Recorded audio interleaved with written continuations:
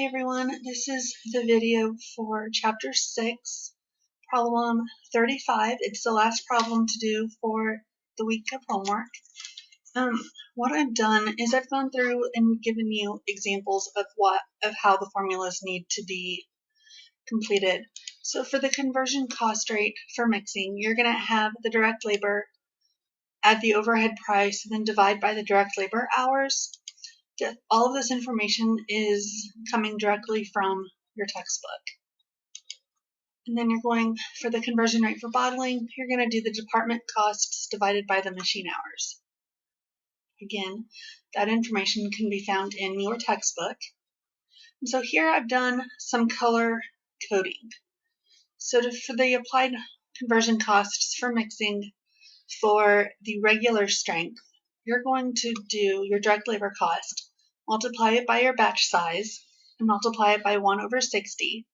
To get 1/60, you're going to take your batch size divided by the bottles of 100 units and divide it by 2, since the book says it takes half a minute to fill out one batch.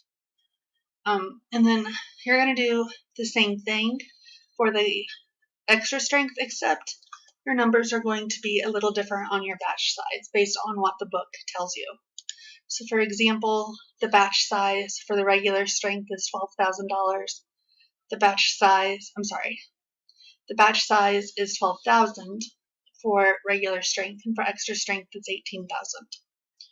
Then again, for bottling, you're going to have your regular, and then you're going to have your extra strength. You're going to take your machine hours cost times your batch size times 1/120, which is your batch size divided by units per batch. Once you get that information done, you can complete part 2. Again, I color-coded it to help you figure out where things go. The 9,000 and 15,000, again, came directly from your book. Direct materials, actual costs. Let's see if I can highlight that for you. Your tableting comes directly from your textbook, as well as your encapsulating amounts.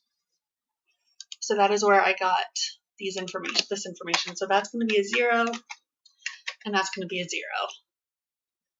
And then you're going to get the amounts color-coded. So you're going to add the totals up, divide it by the number of units. So in this case, it would be the 12,000 and the 18,000. So this would be 12,000. This would be 18,000. So you would divide your total manufacturing cost divided by your number of units, and that's going to get your per unit cost. Make sure you round it. Then when it comes time to do the journal entries, the best place to look is actually already in your textbook.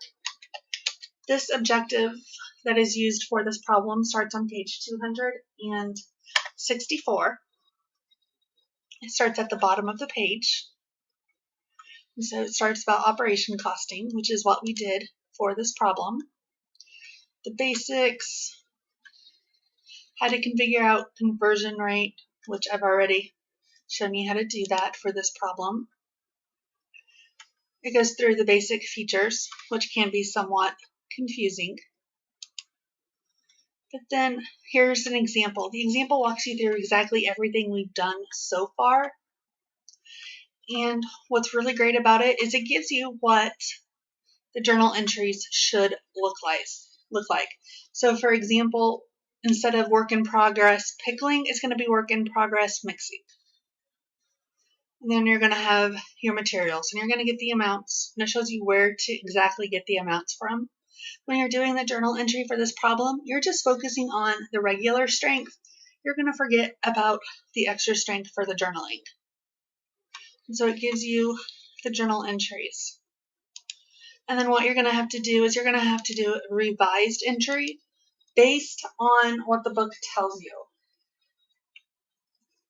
So it's giving you additional information that you're going to have to figure out the costs for. But you're going to use the same procedure that we've already used. So this problem isn't quite as in-depth as problem 33, but if you do have any questions on it, please do let me know. And I hope you guys have a great day.